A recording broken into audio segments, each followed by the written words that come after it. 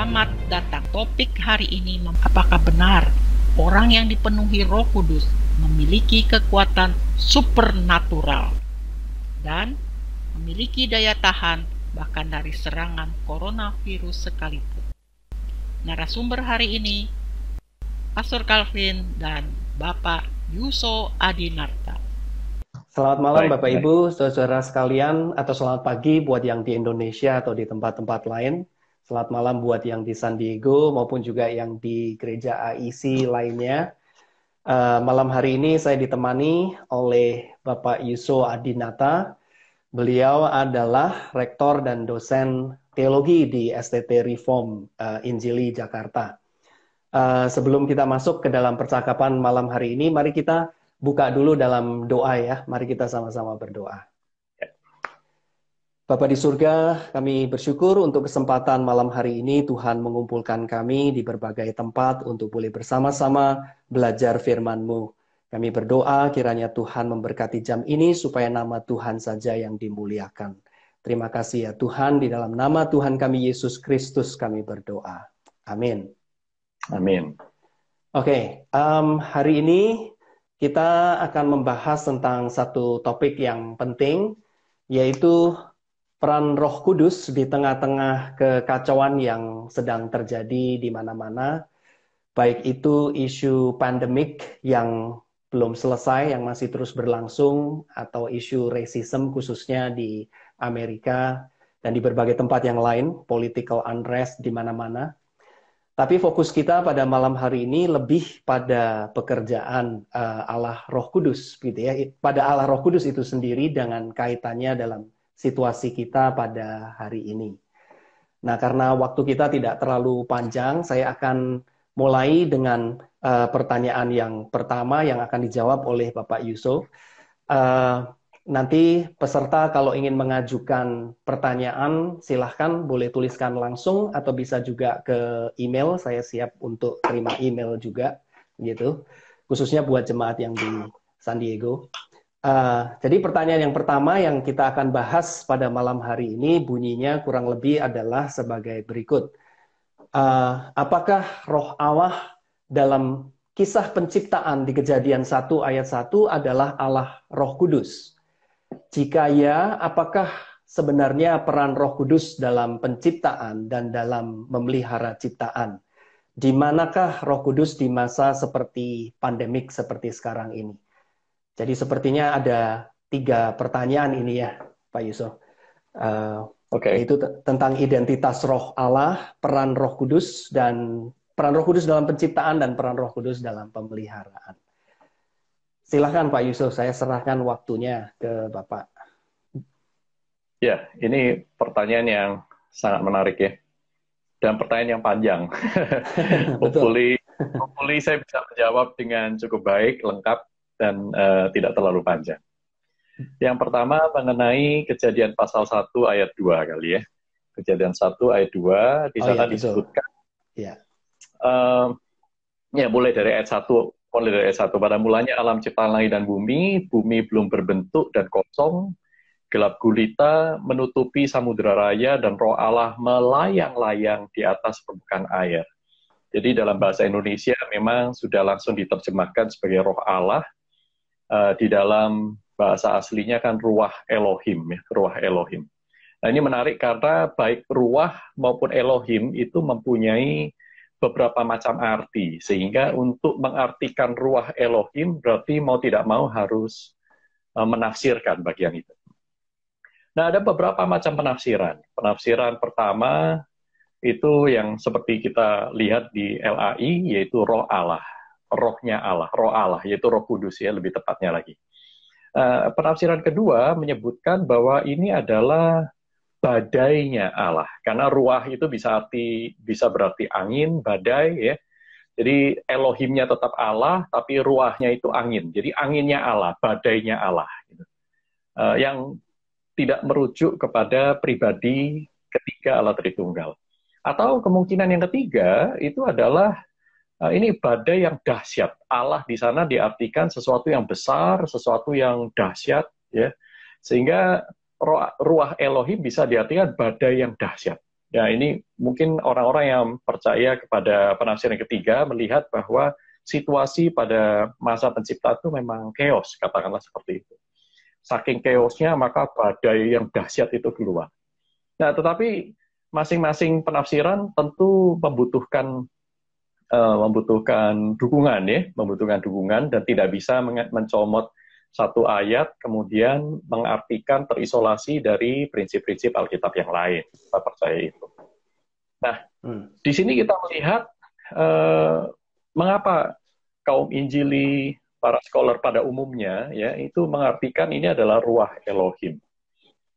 Nah, pertama kita lihat dari kata kerja yang menyertainya, ya. Dikatakan roh Allah melayang-layang. Melayang-layang ini berasal dari kata kafat, ya, kafat,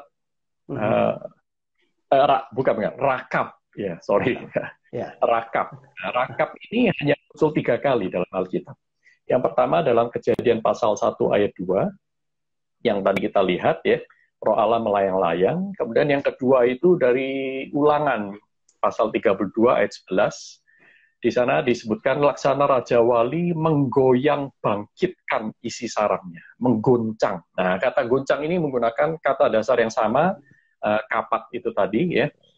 Jadi merah kefet dalam bentuk variannya, tapi akar katanya sama. Jadi sesuatu yang shaking, sesuatu yang menggoncang. Nah, kemudian bagian yang kedua itu dari Yeremia 23. Yeremia 23 ayat 9. Di sana disebutkan mengenai nabi-nabi, hatiku hancur dalam dadaku, segala tulangku goyah. Nah, kata goyah ini shaken. Ya. Nah, jadi dari 2 tempat yang lain, tidak ada tempat yang lain lagi di mana kapat itu dipakai. Hanya di 3 ayat ini di Perjanjian Lama, Ulangan pasal 32 dan Yeremia pasal 23. Nah, dari Yeremia dan Ulangan ini kita melihat bahwa kata kapat ini berkaitan dengan mengguncang. Nah, mengguncang ini sangat sulit sekali diasosiasikan dengan angin atau badai. Badai itu ya kalau mau dikait-kaitkan jauh banget, ya. Jarang sekali, biasanya angin itu menghembus, ya. Dan kemudian badai itu memporak-porandakan. Tetapi tidak pernah, jarang sekali dipakai untuk arti yang mengguncang. Nah, padahal kita lihat dalam Yeremia dan Ulangan pasal 32 itu dekat sekali dengan perbuatan Allah sendiri. Nah, jadi kita bisa menyimpulkan bahwa kata melayang-layang ini sulit sekali diartikan, diatribusikan kepada sebuah subjek yang bukan persona, ya, yang bukan pribadi. Tetapi harus ada subjek yang pribadi, maka kemungkinan besar itu lebih menjurus kepada roh Allah, ruah Elohim. Kita juga melihat dalam konteks, ya, Allah menciptakan langit dan bumi, dan juga roh Allah itu adalah bagian dari Allah Tritunggal bersama dengan Logos, ya, pribadi kedua. Allah menciptakan langit bumi dengan firman-Nya dan roh Allah itu, dan ini diteguhkan dalam Kejadian pasal 1 ayat 26 misalnya. Di sana disebutkan mari kita, ya, menggunakan as, plural, ya, the majestic plural di sana. Jadi lebih banyak sekali kemungkinan, lebih besar kemungkinan roh Allah yang ada di Kejadian 1 ayat 2 itu diartikan sebagai Roh Kudus ketimbang kemungkinan penafsiran yang lain. Lagi pula, mengartikannya sebagai roh Allah itu sama sekali tidak bertentangan dengan konteks. Kejadian pasal 1 juga secara kontentual, secara Alkitab, ya, dalam Alkitab. Karena Roh Kudus itu disebutkan di beberapa tempat, bukan hanya di Kejadian pasal 1 ini. Roh Kudus disebutkan terlibat aktif di dalam penciptaan dan bahkan pemeliharaan, providensia. Misalnya saya mencatat di sini ada Mazmur 33:6, ya. Oleh firman Tuhan langit telah dijadikan, oleh ruah dari mulutnya segala tentaranya. Jadi di sini ada gaya bahasa paralelisme, ya, oleh firman Tuhan dan oleh roh dari mulutnya. Jadi dua-dua ini firman dan roh Allah bersama-sama menjadi agen pencipta. Mazmur 104 ayat 30, apabila engkau mengirim rohmu, ruahmu, maka mereka tercipta dan engkau membarui muka bumi misalnya. Ya, Mazmur 104 ayat 30. Berarti roh Allah di sini mencipta dengan aktif. Ayub 33 ayat 4 misalnya, roh Allah telah membuat aku dan nafas yang maha kuasa membuat aku hidup. Ruah dan nefesh, ini interchangeable di dalam perjanjian lama. Berikutnya Ayub 34 ayat 14-15 ya. Jikalau ia menarik kembali rohnya dan mengembalikan nafasnya padanya, Allah maksudnya, maka binasalah bersama-sama segala yang hidup dan kembalilah manusia kepada debu. Nah, ini beberapa ayat Alkitab yang solid sekali menunjukkan bahwa Roh Kudus adalah roh pencipta. Bukan hanya roh pencipta, tetapi dia adalah roh penopang. Dia yang memberi kehidupan. Nah, ini mungkin saya harap cukup jelas mengenai Kejadian pasal 1 ayat 2 ya. Kejadian pasal 1 ayat 2. Lalu pertanyaan berikutnya adalah apakah sebenarnya peran Roh Kudus dalam penciptaan dan dalam memelihara dunia? Ya, dalam memelihara dunia.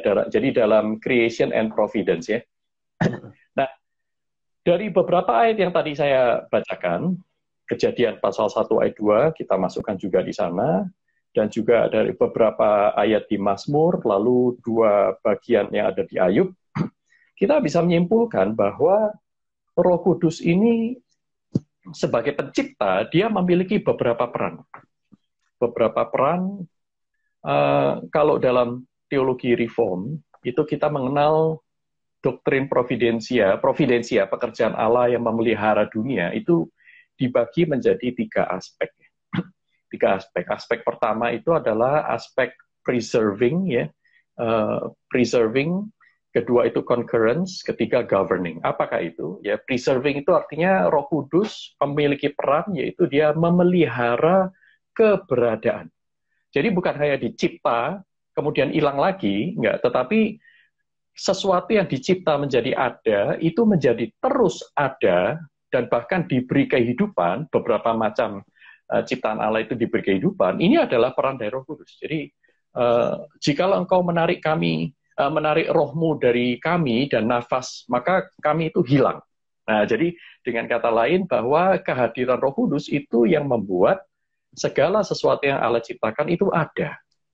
Bahkan beradanya itu berkelanjutan.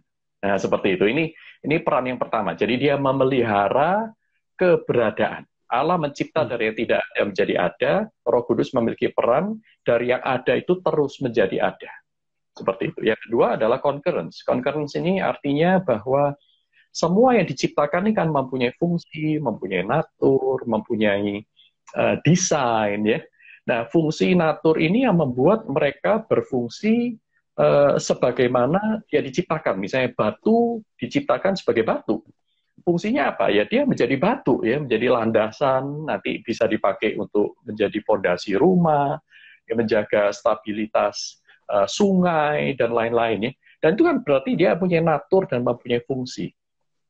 Nah, natur dan fungsi ini dipelihara oleh Roh Kudus sehingga segala sesuatu yang diciptakan itu berfungsi sebagaimana yang Allah rencanakan. Seperti itu. Nah, katakanlah manusia, ya. Keberadaan manusia dipelihara oleh Roh Kudus, itu peran pertama, preserving. Kedua itu concurrence. Manusia ini mempunyai natur. Misalnya naturnya yaitu manusia diberikan sifat memiliki kebebasan, katakanlah gitu. Nah, kalau hari ini saudara dan saya masih memiliki kebebasan, berarti itu pekerjaan Roh Kudus. Roh Kudus memelihara kita tetap menjadi manusia yang memiliki kehendak bebas, misalnya. Kita mempunyai otak yang berfungsi sebagai otak, kita punya mata yang berfungsi sebagai mata. Kita punya kaki, punya tangan. Ya. Jadi hanya karena Roh Kudus menopang fungsi dan natur tersebut, Roh Kudus sebenarnya turut bekerja di dalam kita menjalankan natur itu.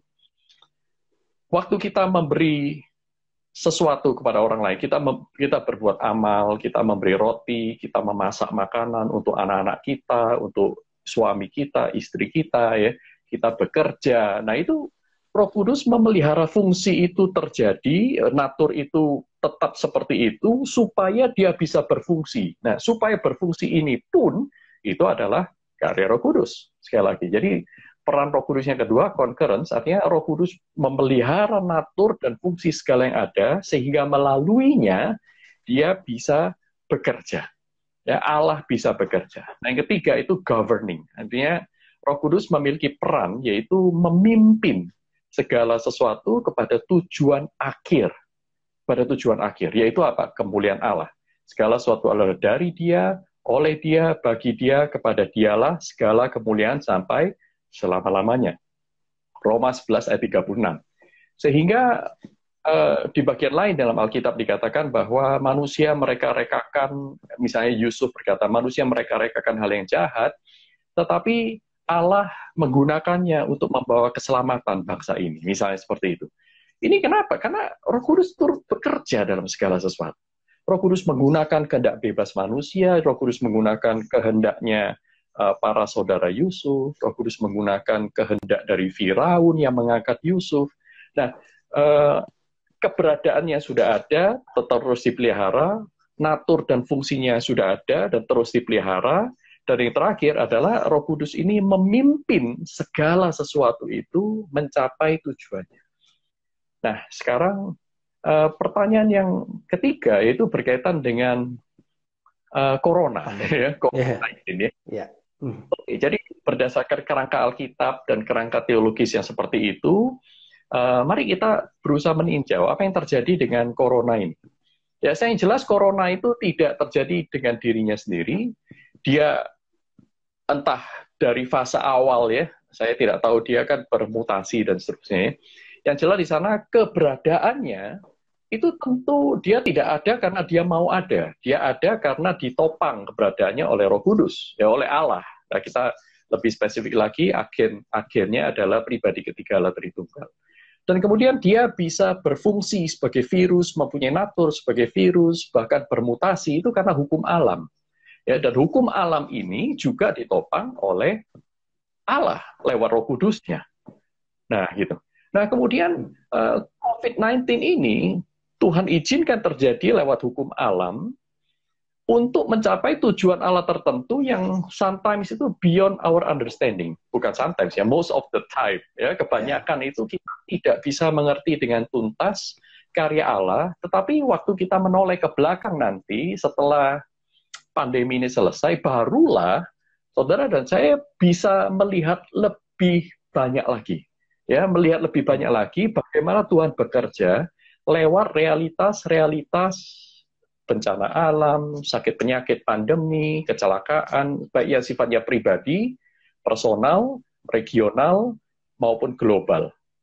Tuhan turut bekerja di dalam segala sesuatu, dan di dalam segala pekerjaannya, Roh Kudus bekerja. Nah, saya pikir, jadi Roh Kudus ada di mana dalam COVID-19? Jawaban singkatnya adalah Roh Kudus ada di mana-mana. Roh Kudus ada di dalam menjaga keberadaan virus itu. Roh Kudus ada di dalam menjaga hukum alam sehingga virus itu tetap menjadi virus. Yang ketiga, Roh Kudus berada di dalam pemerintahan, artinya virus itu tidak bisa semena-mena semaunya sendiri, tetapi berada di dalam boundaries, dalam batasan yang Allah kehendaki untuk mencapai rencana Tuhan. Seperti itu. Semoga cukup jelas. Termasuk juga Roh Kudus bekerja di dalam diri manusia kita ya untuk mengerti, memikirkan hal ini. Itu juga pekerjaan Roh Kudus. Ya, kita memiliki keinginan untuk mengetahui lebih lanjut sebenarnya apa yang Tuhan sedang kerjakan. Ini kan keinginan yang baik. Ya. Untuk tidak memandang realitas ini hanya berdasarkan insting manusiawi yang berdosa, ya, yang cenderung menyalahkan, mencari kambing hitam dan seterusnya. Tetapi kita belajar untuk datang kepada Allah, mencari firman. Nah, ini segala hal yang baik datang dari atas, ya. Itu Yakobus kata gitu. Segala anugerah yang baik dan yang sempurna itu datang dari atas. Nah, kalau keinginan untuk sesuatu yang baik itu pasti karya Roh Kudus juga. Nah, ini sampai seluas itu pekerjaan Roh Kudus, ya. Tidak ada di antara kita sebenarnya yang Roh Kudus tidak bekerja di dalam hidup kita. Oh, kira-kira itu Calvin nih.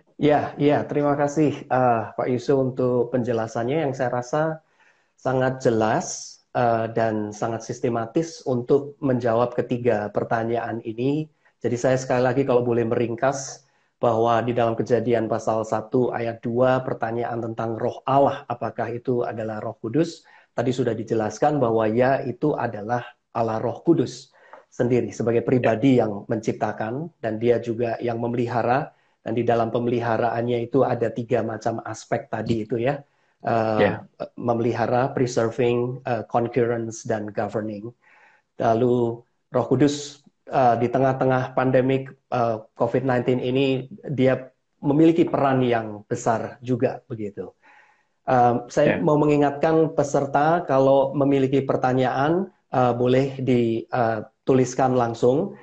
Sebelumnya ini ada beberapa pertanyaan yang sudah masuk, yaitu jadi kalau begitu Pak, apakah berarti pekerjaan Roh Kudus di dalam Perjanjian Lama dengan Perjanjian Baru itu sama saja? Kita tidak bisa membedakan, bahkan sampai sekarang itu mulai dari Perjanjian Lama sampai Perjanjian Baru itu Roh Kudus terus aktif bekerja. Ini mungkin agak sedikit berbeda kali ya, maksudnya arahnya agak sedikit berbeda, karena mungkin yang ditanyakan adalah apakah ada perbedaan yang signifikan antara Roh Kudus di dalam Perjanjian Lama dengan Roh Kudus di dalam Perjanjian Baru. Oke. Ini saya juga melihat yang berkaitan dengan yang tadi Pak Calvin katakan ya. Mungkin pertanyaan dari rekan-rekan yang sudah masuk sebelumnya. Ada pertanyaan dari renungan harian ini katakan ya. Apakah Roh Kudus bekerja di antara orang percaya dan tidak percaya? Saya pikir ini masih berkaitan. Jadi pertama kita lihat pekerjaan Roh Kudus itu bisa kita kategorikan menjadi dua macam yang besar ya. Yang pertama itu namanya karya umum Roh Kudus, karya umum. Ya tentu kalau satunya karya umum, berikutnya adalah karya khusus. Nah, umum dan khusus ini berdasarkan apa yang saya maksud di sini? Nah, karya umum itu dalam kaitan tidak tergantung kepada katakanlah keselamatan, ya tidak tergantung kepada keselamatan. Secara spesial itu rencana keselamatan Allah. Jadi karya umum ini berarti dialami oleh semua ciptaan Allah. Semua ciptaan Allah tanpa terkecuali, tidak peduli dia orang percaya atau orang tidak percaya. Ya.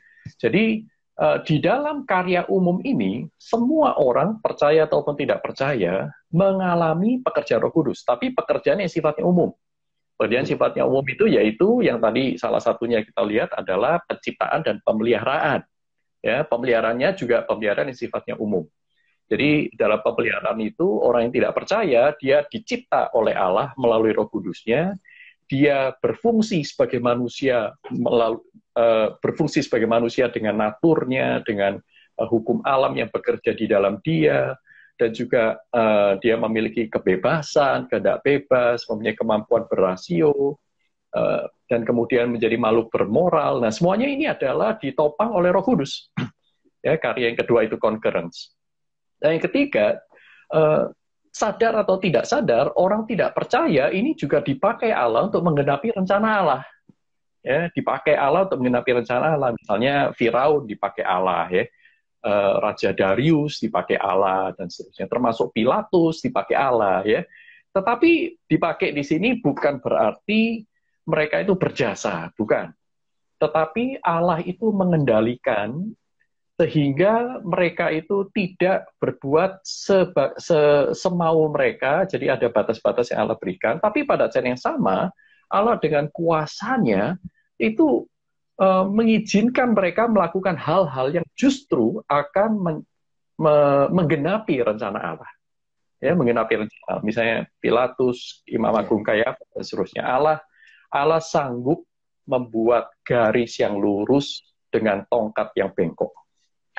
Ya, termasuk juga dengan dosa-dosa manusia. Allah izinkan. Ya, jangan katakan bahwa Allah menciptakan dosa, bukan. Allah memelihara manusia dengan kehendak bebas, tetapi manusia lah bertanggung jawab untuk menggunakan kehendak bebas itu. Dan Allah hanya dalam posisi mengizinkan dan memanfaatkan kejatuhan manusia yang manusia sendiri putuskan untuk jatuh. Nah, jadi ini ada nanti bisa melebar. Ya, tergantung ya, nanti kalau tanya, kita akan tanya lagi, kita akan jawab lagi. Tapi kalau enggak ya. Nah, jadi common grace itu adalah karya Roh Kudus kepada semua orang, percaya atau tidak percaya. Dalam Matius 5, Tuhan Yesus berkata, jadilah seperti Bapa yang sempurna. Jadilah sempurna seperti Bapa di surga yang sempurna, yang memberikan hujan dan memberikan matahari, baik kepada orang jahat maupun pada orang baik. Nah, dalam hal ini, tidak ada perbedaan di Perjanjian Lama dan Perjanjian Baru, dan juga tidak ada perbedaan mengenai objek penerimanya, orang percaya ataupun orang tidak percaya. Nah, sekarang kita berlanjut kepada karya Allah yang khusus. Karya yang khusus yang berkaitan dengan keselamatan. Nah, di sini ada perbedaan, tetapi perbedaannya itu bukan kepada kind, bukan pada macam perbuatannya, tetapi lebih kepada derajatnya. Derajatnya. Misalnya dalam Perjanjian Lama, itu Injil masih belum seluas seperti hari ini. Ya, Injil itu memang sudah mencapai beberapa orang-orang suku bangsa yang lain, dari bangsa yang lain, tetapi tidak semasif sekarang. Ya, jadi berbeda di derajat. Kalau dulu itu orang Israel umat pilihan ya, dan kemudian sudah menyebar bahkan sampai ke Ratu Sheba di zaman Salomo ya, dan kemudian sampai ke di zaman Yunus misalnya ya, dan sampai di beberapa bangsa-bangsa yang tidak mengenal Allah itu mulai mengenal Allah, tetapi tidak semasif hari ini. Nah, itu ada perbedaan dalam pemberitaan Injil misalnya. Juga ada perbedaan dalam gifting of the Spirit ya. Spiritual gifts. Itu kalau di Perjanjian Lama, paling tidak kita hanya melihat seceplok-seceplok dalam jabatan-jabatan tertentu. Allah menyertai secara khusus beberapa orang untuk menjadi imam, nabi, rasul, ya. Nah, tetapi di dalam Perjanjian Baru itu Allah itu mencurahkan anugerahnya, mencurahkan karunia-Nya supaya setiap orang yang percaya bisa melayani Tuhan dengan luar biasa. Nah, ini in terms of degree, pada kadar, tetapi bukan kepada macam, bukan kepada macam. Jadi keselamatan di Perjanjian Lama dengan Perjanjian Baru apakah sama? Secara substansial itu sama. Tetapi di Perjanjian Baru dengan Kristus sudah berinkarnasi, mati, dan bangkit, ya, dan juga dengan Alkitab yang sudah diinspirasikan oleh Roh Kudus. Nah, ini tentu Allah Roh Kudus bisa bekerja dengan lebih leluasa, sehingga keselamatan itu lebih, katakanlah lebih limpah.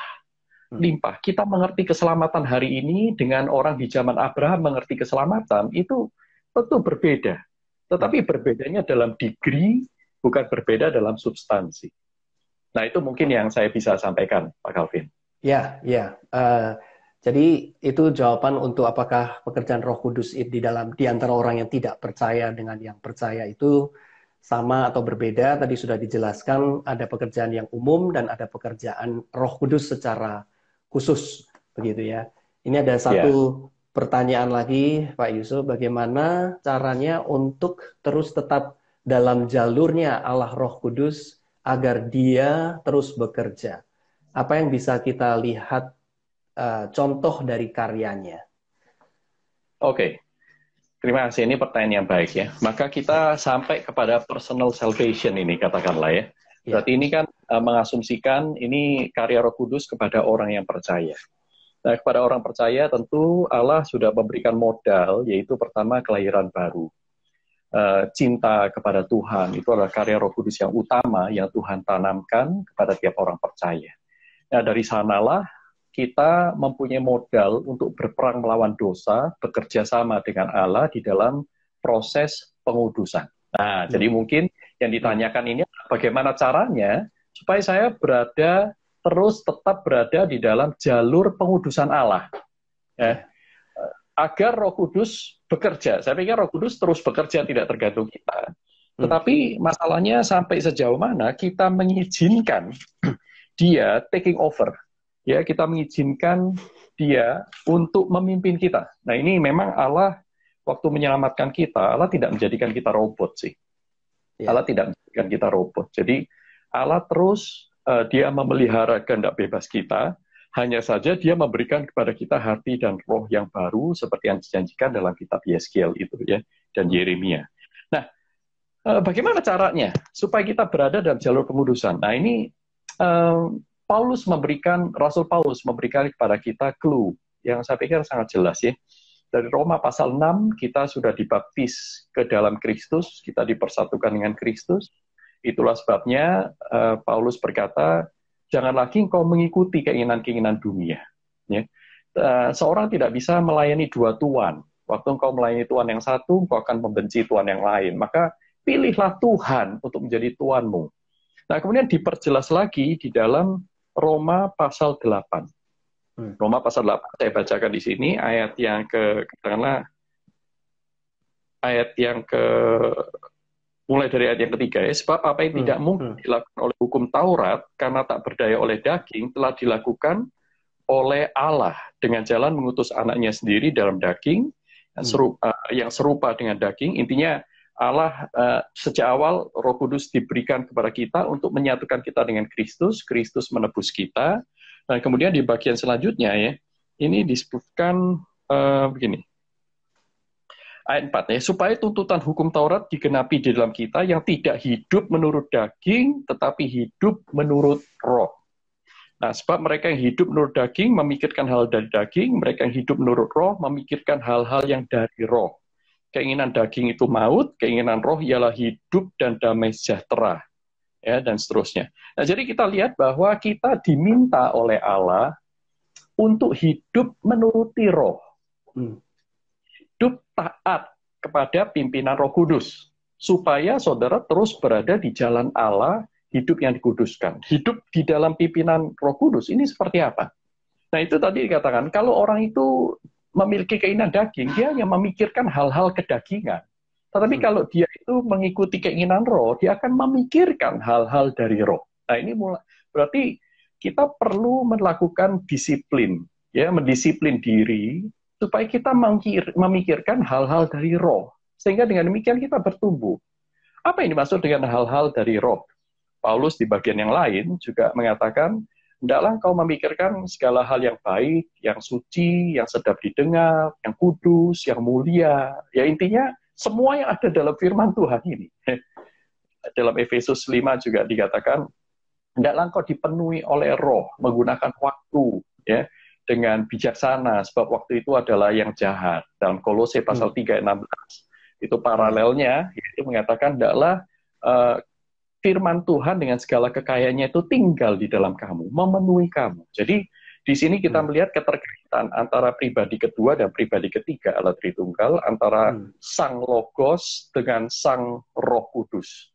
Ya, jadi mau hidup dalam roh, kita harus berdisiplin diri kembali kepada Firman, Sang Firman yang menjadi yang berinkarnasi dan Sang Firman yang menyatakan diri lewat Alkitab. Nah, baru kita melatih diri bukan hanya menjadi pendengar firman, tetapi menjadi pelaku firman. Dan di sanalah Roh Kudus akan bekerja. Contohnya seperti apa? Ketika saudara taat kepada pimpinan Roh Kudus, melawan keinginan daging Anda berdoa, Anda membaca Alkitab dengan kehausan dan kerinduan untuk mengenal Tuhan lebih dalam, Roh Kudus akan memberikan buah. Akan ada sukacita, damai sejahtera, ya, penguasaan diri, dan yang lain-lain. Ya, buah-buah itu akan menjadi sebuah penguat buat kita, peneguh bahwa kita berada di jalan Tuhan.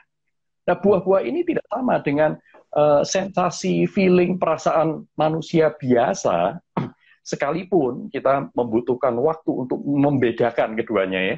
Ya, semakin kita tumbuh dewasa, kita semakin tahu ini sukacita karena kedagingan atau sukacita karena Roh Kudus. Nanti semakin kita bergaul dengan Allah, kita akan semakin tahu. Ya, mungkin itu sedikit jawaban saya, Pak Calvin.